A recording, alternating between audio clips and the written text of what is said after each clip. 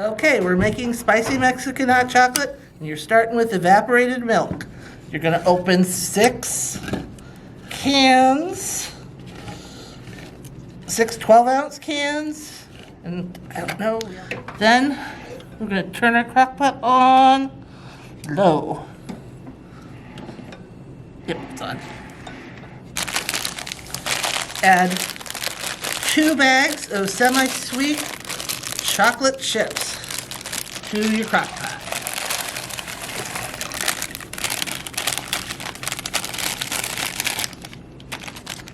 Drop one.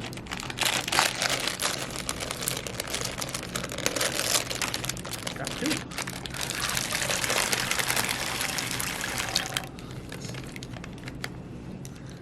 Then we're making it spicy. You need ground cinnamon, 4 teaspoons, and I like them big. And you're going to need a teaspoon of ground nutmeg,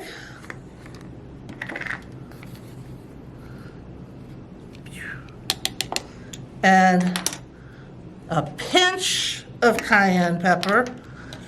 I'm just going to actually use 1/8 of a teaspoon. You can make it hotter, you can make it milder. It does add a lot of spice.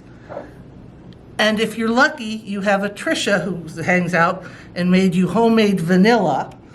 And this is 2 tablespoons of homemade vanilla extract going right in there. But regular vanilla extract, vanilla beans, whatever. And then you just stir everything together.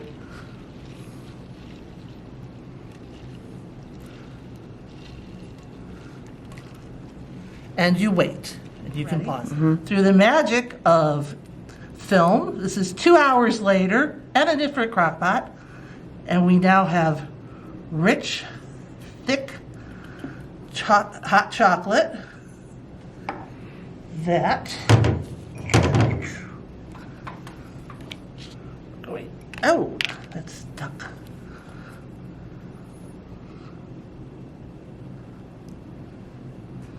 You're gonna fill up your cup. If you're lucky, you have a friend who makes homemade marshmallows for you. And you can take either a little cocoa powder or a little extra cinnamon and sprinkle it on top, and you're done. Delicious. Over.